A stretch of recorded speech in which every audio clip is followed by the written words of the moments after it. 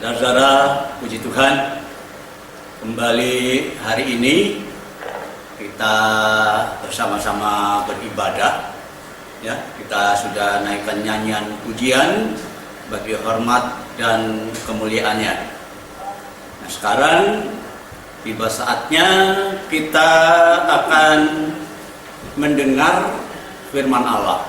Nah, saudara-saudara, hari ini kita beribadah dengan acara khusus, yaitu kita memperingati hari kenaikan Tuhan ke surga. Tuhan Yesus naik ke surga. Ya. Nah, saudaraku, pada kesempatan hari ini saya akan menggunakan satu tema, yaitu hidup bijaksana. Ya, hidup yang bijaksana. Nah, hidup bijaksana ini apa sih sebenarnya? Ya, ini bukan pinter loh, saudara. Sebab bijaksana itu beda dengan pinter. Kalau pinter itu bisa otak-atik apa yang rusak, bisa jadi benar, bisa menghitung apa-apa, ya, semua berjalan dengan baik, ya. Artinya dengan otak, dengan kepandaian ini bisa mengelola apapun. Tapi yang namanya bijaksana itu beda dengan pinter. Bijaksana ini adalah seseorang yang bisa mempertimbangkan sesuatu, bisa membaca situasi, kemudian dari ketika melihat situasi, maka dipertimbangkanlah apa yang harus dikerjakan, apa yang harus dilakukan. Nah, kalau hari ini saya mengajak saudara untuk memiliki satu kehidupan yang bijaksana, tentu ada alasannya. Ya, apa alasannya supaya kita hidup bisa menjadi seorang yang bijaksana, orang Kristen yang bijaksana? Nah, saudara, kita baca dulu ayat firman Allah di dalam Kisah Rasul pasal 1 ayat 9 sampai 11. Kisah Para Rasul pasal 1 ayat 9 sampai yang ke-11. Nah, sesudah Yesus mengatakan demikian, ya, jadi sebelumnya Tuhan Yesus sudah mengajar. Waktu ditanya oleh orang-orang Farisi pada saat itu, oleh murid-muridnya maksudnya, ya, kapan kerajaan Allah itu diwujudkan? Tuhan Yesus mengatakan tidak ada seorang pun yang tahu, tetapi kamu akan beroleh kuasa kelak apabila Roh Kudus itu turun ke atas kamu, dan kamu akan menjadi saksiku baik di Yudea, Yerusalem, Yudea, Samaria, sampai ke ujung bumi. Tetapi kemudian sesudah Tuhan Yesus menyampaikan firman-Nya ketika dia sudah bangkit, maka Alkitab mengatakan sesudah dia mengatakan demikian, terangkatlah ia disaksikan oleh mereka, ya, disaksikan oleh mereka, terangkat. Dan apa yang terjadi? Awan menutupinya dari pandangan mereka semua. Tuhan Yesus terangkat dan awan menutupinya. Nah, saudara, tentu saja murid-muridnya bengong, ya, dia pandang itu. Tapi ketika mereka sedang menatap ke langit, waktu dia naik, tiba-tiba ada dua orang malaikat berdiri dengan berpakaian putih dan berkata, ya, kepada mereka, "Hei, orang-orang Galilea, mengapa kamu berdiri melihat ke langit?" Ya, dia, Yesus ini yang sudah terangkat ke surga, meninggalkan kamu semua. Ia akan datang kembali dengan cara yang sama seperti kamu melihat dia naik ke surga. Ya, malaikat berkata, dia yang sudah naik yang kamu lihat, gak usah bengong, karena nanti nanti satu saat dia akan datang kembali persis sama seperti dia naik ke surga. Nah, saudara-saudara, kenaikan Yesus Kristus itu adalah fakta sejarah. Itu benar-benar terjadi, ya. Dan terjadinya itu disaksikan, perlu ada saksi sejarah itu. Itulah murid-muridnya dan malaikat yang pada saat itu yang berkata kepada murid-muridnya ini, kenapa kamu bengong? Dia benar-benar terangkat, bukan dongeng, bukan omong kosong, tapi itu fakta sejarah. Yesus naik ke surga. Saudara, di dalam Alkitab ada 4 orang yang sudah terangkat ke surga. Ya, dalam Kejadian di dalam pasal yang ke-5 ada yang namanya Henokh. Dia hidup bergaul dengan Allah dan Alkitab mengatakan dia tidak ada karena sudah diangkat oleh Allah. Henokh punya pengalaman, dia naik ke surga. Yang kedua adalah Elia. Nah, Elia ini dia diangkat, diperhatikan ada saksinya, yaitu Elisa muridnya. Elia diangkat dengan kereta berapi, bukan kereta api ya. Kereta berapi, kereta dari api. Elia diangkat. Haleluya. Ya, jadi benar-benar orang yang diangkat ke surga itu ada. Dan yang ketiga, Musa. Memang Alkitab mengatakan Musa itu mati di atas gunung Nebo. Tetapi ketika dia dikuburkan, orang tidak bisa menemukan lagi kuburnya. Tidak bisa menemukan lagi di mana Musa itu berada. Dia diangkat. Dan yang keempat, itu adalah Tuhan Yesus yang disaksikan oleh murid-muridnya dan sekarang kita memperingatinya. Yesus naik ke surga, orang yang keempat. Dan yang kelima, siapa yang kelima ini saudara? Itulah orang-orang yang percaya. Ya. Di dalam 1 Tesalonika pasal 4 ayat yang ke-16 dan yang ke-17 dikatakan, sebab pada waktu tanda itu diberikan, yaitu pada waktu penghulu malaikat itu berseru dan sangkakala berbunyi, maka Tuhan sendiri akan turun dari surga. Dia yang sudah naik itu, dia turun ke surga, dan mereka orang percaya yang sudah mati di dalam Kristus Yesus itu dibangkitkan. Dia lebih dulu bangkit. Nah, sesudah itu kita yang hidup, yang masih tinggal ini belum mati, ya mudah-mudahan kita belum mati nanti ya waktu Yesus datang. Ya, itu akan diangkat bersama-sama, ya, akan dirubahkan kita, ya, diangkat bersama-sama dengan mereka di dalam awan-awan menyongsong Tuhan di angkasa. Ya, luar biasa dari kematian Yesus Kristus sampai kebangkitannya. Sesudah dia bangkit, dia naik ke surga. Ternyata itu nanti orang yang percaya kepada Yesus juga akan naik surga, saudaraku, ya, bersama-sama dengan dia. Haleluya. Luar biasa, saudara. Nanti satu saat kita akan terbang, ya.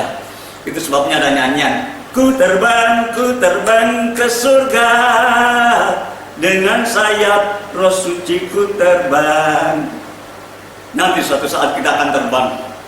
Sebab itu jangan sedih ya saudara, ya, kalau sampai hari ini kita belum pernah naik pesawat, ya. Jangan sedih, ya. Orang yang naik pesawat itu pasti turun lagi ke bandara, di mana tempat mereka dituju. Tetapi kalau kita terbang bersama Tuhan, Alkitab katakan kita terbang menuju ke surga dan tidak balik lagi, saudara. Luar biasa, ya. Haleluya.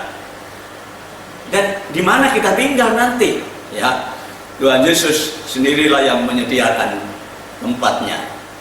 Haleluya. Haleluya. Di dalam Yohanes pasal 14 ayat yang kedua dan yang ketiga, di situ dikatakan, di rumah Bapakku, kata Tuhan, banyak tempat tinggal, banyak tempat kediaman. Nah, jika tidak demikian, tentu aku tidak mengatakan kepadamu, ya, karena aku pergi untuk menyediakan tempat bagimu. Saudara, jadi ketika Tuhan Yesus naik ke surga sekarang ini, aku pergi dengan satu tujuan, menyediakan tempat bagi saya dan saudara. Jaminan dari Tuhan, ya. Haleluya. Tuhan Yesus naik ke surga menyediakan tempat bagi kita supaya nanti satu saat kita tinggal bersama-sama dengan Dia. Dan apabila aku telah pergi ke sana, ke situ, dan telah menyediakan tempat bagimu, maka aku akan datang kembali dan membawa kamu sekalian ke tempatku dengan satu tujuan, supaya di tempat di mana aku ada, di situ kamu pun akan ada. Aduh saudara, kalau kita ngerti manfaat atau tujuan dari kenaikan Yesus ke surga, Dia sudah menyelesaikan pekerjaannya di bumi, maka Dia menyelesaikan pekerjaannya di surga, menyediakan tempat bagi kita. Betul, nggak usah sedih saudara, kalau di dunia ini kita masih dari bertahun-tahun cuma kontrak saja. Nggak usah sedih saudara, nggak punya rumah sendiri. Tetapi nanti di surga ada tempat kediaman kita. Dan satu hal lagi, kita bersama-sama dengan Tuhan. Ya, kalau Yesus datang kembali, maka kita bersama-sama dengan Tuhan. Kapan? Ya, kita nggak tahu. Nah, sebab itu kita jangan bermain-main dengan waktu. Ya, jangan kita bermain-main dengan waktu, karena kita nggak ngerti kapan Yesus datang. Ya, kita nggak ngerti. Tuhan Yesus pernah berkata bahwa kedatangan anak manusia itu seperti pencuri pada waktu malam, ketika orang tidur, ketika orang lengah, maka Tuhan Yesus datang. Bukan berarti bahwa Tuhan itu pencuri, bukan. Jadi seperti pencuri yang datang ke rumah seseorang tidak pakai permisi. Ayo coba saudara bayangkan, ada enggak kalau maling itu datang, permisi, tok tok tok tok tok, permisi, ada apa Pak? Saya mau mencuri. Gak ada saudara. Ya, pencuri itu datang tanpa permisi, dan yang diambil pasti barang berharga, bukan gombal yang diambil.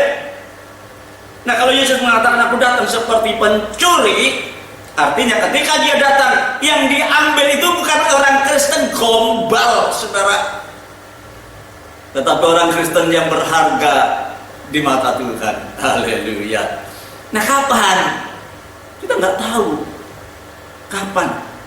Ya, itu sebabnya saudaraku, kita mesti memperhatikan. Alkitab sendiri dalam Matius pasal 24 dikatakan di sana bahwa kedatangan anak manusia itu persis seperti pada zamannya Nuh. Orang disibukkan dengan makan dan minum, kawin, mengawinkan, tanpa mereka sadar bahwa air bah itu datang.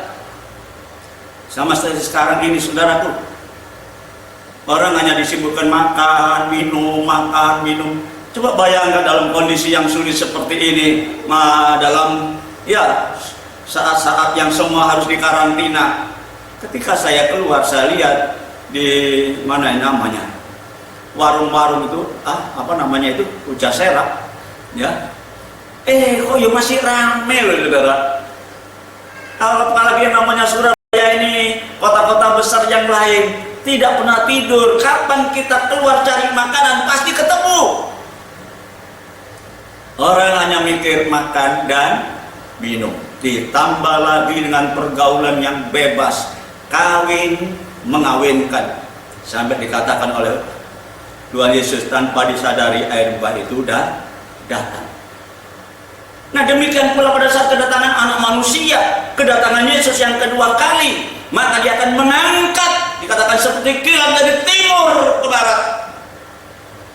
Dan yang mengerikan sekali, ada yang diangkat, ada yang ditinggal.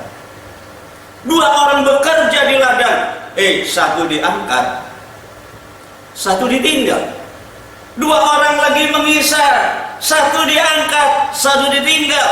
Wow, kita nggak tahu kapan terjadi. Dan yang paling mengerikan, di dalam kitab Injil Lukas pasal 17 dikatakan, dua orang lagi berada di tempat tidur, satu diangkat, satu ditinggal. Berbicara tempat tidur ini cuma tafsiran saya ya. Itu suami istri. Ya. Dua orang di tempat tidur itu suami istri. Satu diangkat, satu ditinggal. Nggak tahu yang diangkat siapa, si istri atau si suami. Nah, saudara, dari sini kita harus berjaga-jaga. Waktu kedatangan Tuhan yang kedua kali tidak ada seorang pun yang tahu. Tetapi tanda-tanda zaman ini sudah menyatakan bahwa kedatangan Yesus sudah dekat sekali. Sebab itu jadilah bijaksana. Ya, tema khotbah saya hari ini, jadilah bijaksana. Bijaksana itu bisa mengerti waktu, kemudian sikap yang kita akan kerjakan. Apa yang akan kita kerjakan? Haleluya. Apa yang harus kita kerjakan sekarang, saudara? Mengerikan sekali kalau kita lagi tidur, suami istri, satu diangkat, satu ditinggal. Ya, mungkin yang tidak ngerti akan teriak-teriak, kemana suami ini malam-malam? Gak ada. Gak taunya diangkat oleh Tuhan. Atau si istri yang diangkat. Sudah, alangkah baiknya kalau suami istri ini adalah orang-orang yang bijaksana. Ya, orang bijaksana. Ya, apa yang harus kita kerjakan sekarang, saudaraku? Mari kita mempersiapkan diri menjelang kedatangan Tuhan. Persiapkan diri kita, saudara, ya. Karena Yesus yang sudah naik itu, dia akan turun kembali. Turun untuk apa? Bukan menyelamatkan dunia ini, bukan menjadi juru selamat, tetapi dia turun untuk mengangkat setiap orang yang percaya. Sebab itu persiapkan diri kita menjelang kedatangan Tuhan yang kedua kali. Haleluya. Dengan cara apa? Membekali diri kita, saudara, ya. Kita harus bekali diri kita, persiapkan diri kita, kita perlengkapi, kita bekali diri kita. Ya, dengan apa kita membekalinya? Haleluya. Dengan hidup yang bijaksana. Kita membekali diri dengan hidup yang bijaksana. Haleluya. Kita perhatikan di dalam kitab Injil Matius pasal 25, ya, dari ayat 1 sampai 13, ada satu perumpamaan yang diberikan oleh Tuhan. Ada 5 gadis bodoh dan ada 5 gadis bukan pintar, bijaksana.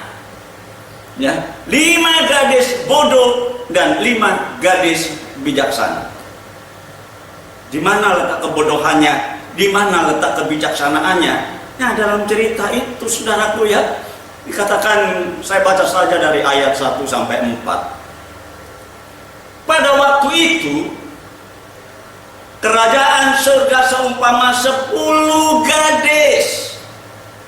Gadis itu belum menikah, ya, yang mengambil pelitanya dan pergi menyongsong mempelai laki-laki. Yesus itu mempelai laki-laki dari surga. Dia akan datang, kita nggak tahu, tapi kita harus menyongsongnya. menyambutnya, menjemputnya. Nah, Tuhan memberikan gambaran yang sangat luar biasa sekali. Ada 5 gadis bodoh, ada 5 gadis bijaksana. Sekali lagi bukan gadis pinter, ya, tapi gadis yang bijaksana. Yang bijaksana itu bisa mempergunakan waktu untuk mengantisipasi apa yang akan terjadi. Ya. Nah, dikatakan 5 diantaranya bodoh dan 5 bijaksana. Jelas perbandingannya. Bodoh bukan dengan pinter, tapi bodoh dengan bijaksana. Haleluya. Nah, gadis-gadis yang bodoh ini, waktu dia menyongsong mempelai laki-laki itu, membawa pelitanya, tapi tidak membawa minyak. Ya, bawa pelita, bawa lampu, tapi tidak membawa minyak. Ya. Sedangkan gadis-gadis yang bijaksana itu, dia membawa pelitanya, juga membawa minyak di dalam buli-buli atau wadah minyak mereka. Jadi tidak hanya sekedar membawa pelita, tetapi juga membawa buli-buli. Bijaksana, karena dia mengantisipasi apa yang akan terjadi. Karena Alkitab mengatakan selanjutnya, ketika mempelai itu lama belum datang, tertidurlah ke-10 gadis ini. Ya, ketika mereka sedang tidur, terdengar teriakan, mempelai datang, mempelai datang. Langsung mereka bangun semua, siap menyongsong. Tetapi apa yang terjadi? Yang bodoh ini datang kepada yang pintar. Ya, aku minta minyaknya sedikit. Ya, ini mempelai belum datang, baru teriakan-teriakan akan datang. Aku minta minyaknya sedikit, sebab pelitaku hampir padam. Ya, saudara-saudara, tetapi kata yang pintar, yang bijaksana tadi, wah nggak bisa, nanti saya kehabisan, kamu pergilah cari. Ya, saudara, kita perhatikan dalam menyongsong mempelai laki-laki ada yang dipersiapkan bagi mereka. Yang satu cuma pelita dengan minyak yang apa adanya, tapi yang bijaksana membawa pelita dengan tandon, ya, dengan persediaan, ya. Nah, kita juga harus mempersiapkannya sedemikian rupa, saudara. Yesus mempelai laki-laki dari surga berjanji akan datang kalau rumah tempat yang kusediakan itu sudah selesai, maka aku akan datang lagi untuk menjemput kamu, supaya di mana aku ada, di situ kamu pun ada. Tetapi kalau kita tidak bijaksana, tidak memperlengkapi diri kita, kita yang rugi, saudara. Nah, gadis yang bodoh ini, ya, saudara-saudara, dia hanya mempersiapkan pelita dengan minyak apa adanya. Tetapi yang bijaksana ini, dia sudah perhitungan matang. Ya, dia persiapkan tandonnya. Nah, persiapan keduanya sebenarnya sama. Pertama, pelita. Apa arti pelita itu, saudara? Pelita itu adalah berbicara tentang firman Tuhan, ya. Di dalam Mazmur pasal 119 ayat 105 dikatakan di sana, firman-Mu itu pelita bagi kakiku. Firman-Mu adalah pelita, lampu, obor bagi jalanku, ya. Haleluya. Dan dalam Amsal Soleman dikatakan di sana, karena perintah itu adalah pelita, ya. Dan ajaran itu adalah cahayanya, dan teguran yang mendidik itulah jalan kehidupan. Saudara, kita lihat yang bodoh, yang bijaksana sama-sama mempersiapkan firman Tuhan di dalam menyongsong Tuhan yang kedua kali. Firman itulah yang perlu ada dalam hidup kita. Sebagai orang yang percaya kepada Tuhan, kita tidak hanya sekedar percaya, tapi kita diharuskan menghargai firman-Nya, mempersiapkan hidup kita itu dengan perkataan-perkataan Tuhan. Ya, haleluya. Dan firman itulah yang akan menerangi hidup kita. Mari kita hargai firman Allah, saudara, ya. Hari ini kalau saudara-saudara bisa mendengar firman Allah dengan baik, itu luar biasa. Ya, di kondisi seperti ini kita bisa saja mangkir, saudara, nggak dengar firman Allah. Ya, kita bisa pergi kemana saja, atau udah daripada repot-repot tidur aja. Tapi saya tahu saudara sudah berjuang hari ini untuk mendengar firman. Bekali hidup kita. Apa yang terjadi sekarang ini itulah tanda kedatangan Tuhan yang kedua sudah begitu dekat. Maka kita harus bijaksana. Pertama, siapkan pelita. Lengkapi hidup kita dengan firman Allah. Ya, siapapun yang menyampaikannya. Di dalam 2 Petrus pasal 1 ayat 19. Dengan demikian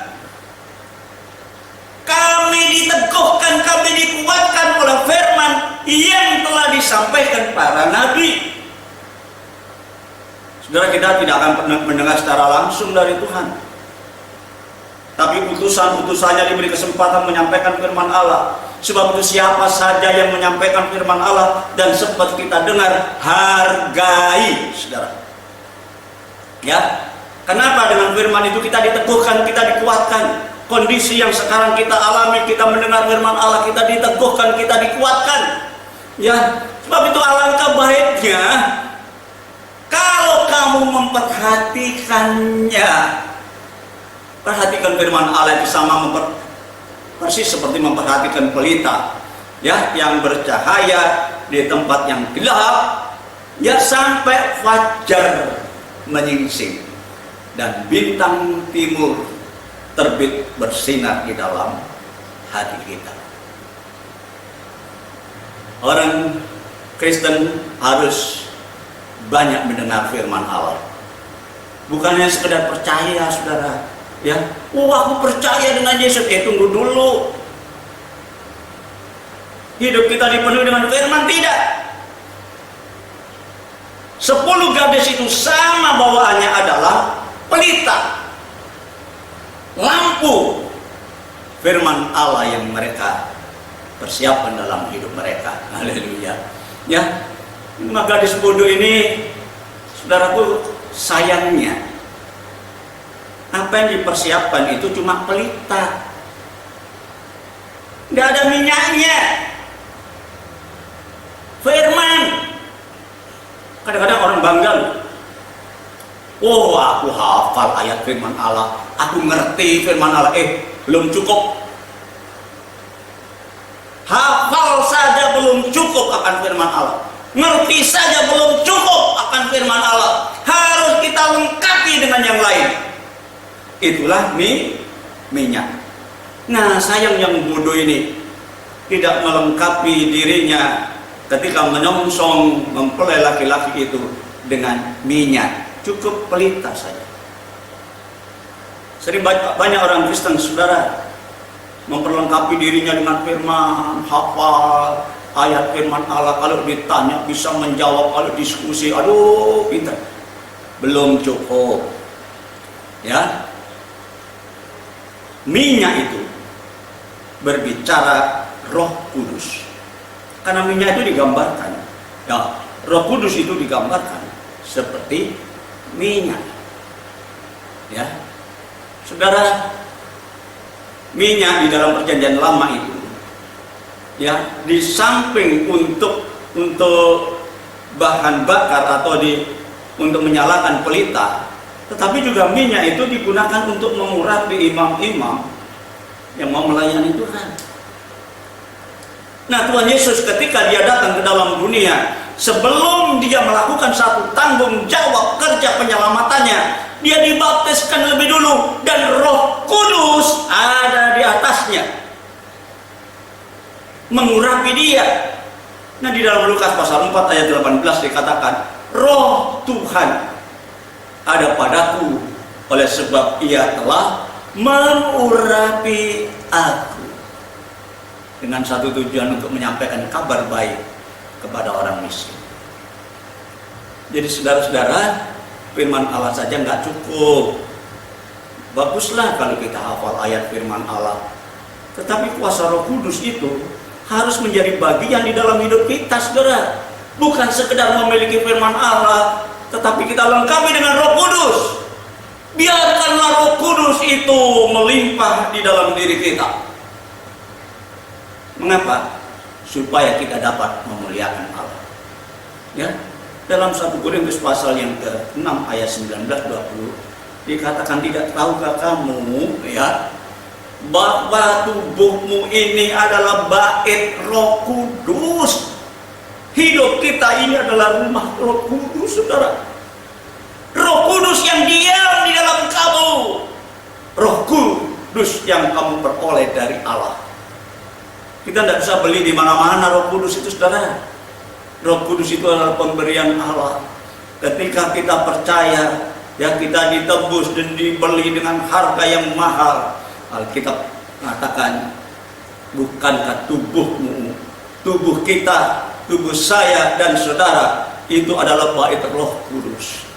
Artinya Roh Kudus itu biar melimpah di dalam diri kita. Bukan hanya firman yang hanya di otak, saudara, tetapi Roh Kudus itu harus menguasai diri kita. Ya, tidakkah kamu tahu bahwa tubuhmu adalah bait Roh Kudus, Roh Allah, ya, dengan satu tujuan supaya kita dapat memuliakan Tuhan. Karena kamu sudah dibeli dan harganya telah lunas dibayar. Sebab itu muliakan Allah dengan tubuhmu. Jadi saudara gadis yang bijaksana ini tidak hanya sekedar dia bawa pelita, tetapi dia lengkapi dengan minyak. Sama halnya dengan kita sekarang, saudaraku, ya, bahwa tubuh kita, hidup kita tidak hanya dipenuhi dengan firman Allah, tetapi dengan Roh Kudus yang ada di dalam diri kita. Tanpa Roh Kudus di dalam diri kita, maka firman Allah itu hanya berupa pengetahuan. Ya, oh, aku tahu. Aku hafal. Kita akan mudah dijerumuskan, saudara. Kita menjadi orang yang sombong. Hawa saja ketika dia hafal ayat ditanya oleh si setan, Hawa, aku ingin tahu bagaimana firman Allah mengenai pohon-pohon dalam taman ini. Boleh dimakan tidak? Oh, ngelontok si Hawa jawabnya. Firman Allah mengatakan bahwa semua pohon dalam taman ini boleh kami makan buahnya dengan bebas, kecuali satu tidak boleh saya makan, sebab kalau aku makan saya mati. Hafal. Tetapi ketika setan mempengaruhi, dia tidak memiliki kekuatan. Akhirnya jadi sombong, saudara. Dia ingin menjadi seperti Allah. Ya. Nah, kalau kita hanya hafal ayat, paham ayat firman Allah, akhirnya bertengkar masalah ayat-ayat firman Allah, kita jadi angkuh, kita jadi sombong. Tidak. Hidup kita harus dilengkapi dengan Roh Kudus yang menguasai diri kita supaya kita dapat, saudara, memuliakan Allah. Kedua kelompok ini, satu orang bodoh, satu orang bijaksana, nasibnya juga berbeda.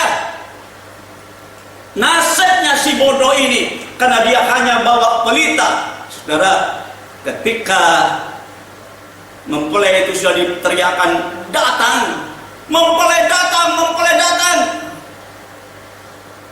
Wah, bingung dia karena pelitanya mau mati. Dia datang kepada temannya yang 5 ini, yang bijaksana ini. Aku minta minyaknya sedikit ya, karena pelitaku hampir padam. Apa jawab yang bijaksana? Waduh, nggak bisa. Kamu pergi belilah. Enggak, nanti kalau saya bagi saya kehabisan juga. Akhirnya mereka beli, pergi. Ya. Dan apa yang terjadi? Di dalam pasal 25 kitab Injil Matius pasal 10 dikatakan, akan tetapi waktu mereka sedang pergi untuk membelinya, mempelai itu datang, saudara, ya. Mempelai itu datang, dan mereka yang bijaksana ini yang sudah mempersiapkan dirinya, maka masuk bersama-sama dengan mempelai itu ke tempat perjamuan. Dan Alkitab katakan pintu ditutup. Orang yang bijaksana itu sudah ada di dalam, tetapi orang yang bodoh masih di luar, mereka belum datang. Ya. Nah, kemudian datanglah mereka ini, si gadis-gadis yang bodoh ini. Dia datang di depan pintu dan berteriak, "Tuhan, Tuhan, bukakanlah kami pintu. Bukakan kami pintu, karena pintu sudah ditutup." Terlambat. Ya, apa yang dijawab oleh Tuhan itu? "Aku berkata kepadamu, sesungguhnya aku tidak mengenal kamu." Si bodoh rugi, tidak bisa mempergunakan waktu dengan bijaksana dalam menyongsong Tuhan, kehadiran Tuhan yang kedua kali ini. Kita harus bijaksana, siapkan bukan hanya firman Allah, walaupun firman Allah itu penting sesungguhnya, tetapi kurang. Persiapkan juga kuasa Roh Kudus yang selalu memenuhi hidup kita, sehingga ketika kita dipenuhi dengan Roh Kudus, kita bisa mempermuliakan Bapa yang ada di sorga. Nasib orang bodoh ini tragis, karena di balik pintu ada satu teriakan, "Aku tidak mengenal kamu." Orang yang ketinggalan, Tuhan bilang, "Aku tidak kenal kamu." Saudara, sebab itu kita harus bijaksana ya. Haleluya. Itulah sebabnya dalam Matius pasal 25 ayat yang ke-13, "Karena itu berjaga-jagalah, sebab kamu tidak tahu akan hari maupun saatnya Yesus datang." Oh, banyak orang berkata Tuhan Yesus segera akan datang, kita lihat, tapi kita nggak tahu kapan. Yang penting kita bijaksana, hidup kita dipenuhi dengan kuasa Roh Kudus dan juga firman. Bijaksana, dua hal ini harus menjadi bagian dalam hidup kita. Firman itu akan mendarat daging dalam hidup kita, Roh Kudus menguasai diri kita, sehingga kita dapat menggunakan waktu-waktu dengan baik ya, untuk menyenangkan hati Tuhan. Nah, nasib orang yang bijaksana berbeda dengan nasibnya orang bodoh.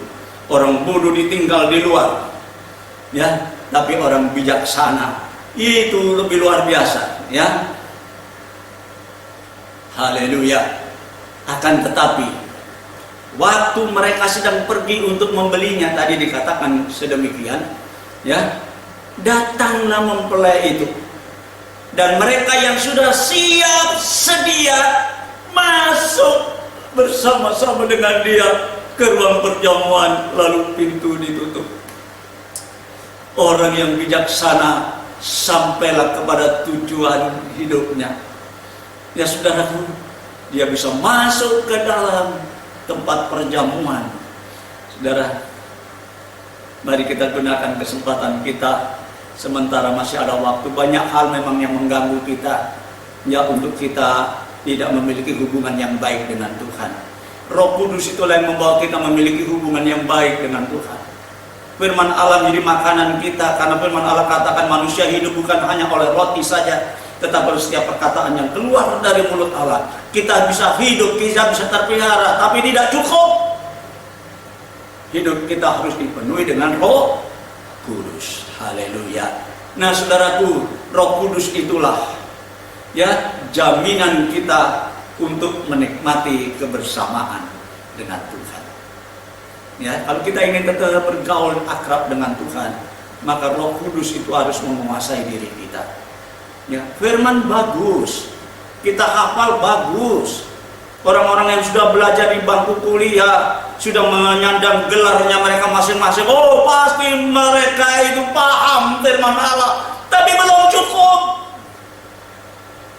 Karena saya perhatikan mereka yang paham firman Allah hanya dibuat gontok-gontokan, ya, gontok-gontokan secara umum, online lagi. Aduh, memalukan saudara ya. Tetapi kalau Roh Kudus ada di dalam diri kita, kita akan menjadi orang yang rendah hati. Firman Allah itu memang harus kita pahami, tetapi Roh Kudus itulah yang harus menguasai diri kita. Karena Roh Kudus itulah yang membawa kita hidup dekat dengan Tuhan, menikmati kebersamaan dengan Tuhan, ya. Nah, dengan cara membekali kita, ya, bekali dengan Roh Kudus. Efesus pasal 1 ayat 14. Dan Roh Kudus itulah jaminan bagian kita. Roh Kudus itu merupakan jaminan bagian kita, saudara, ya, untuk kita menikmati, memperoleh seluruhnya, yaitu penebusan yang menjadikan kita sebagai milik Allah untuk memuji kemuliaannya. Saudara, kita akan tinggal bersama-sama dengan Tuhan kalau Roh Kudus itu ada dalam diri kita. Bukan hanya firman.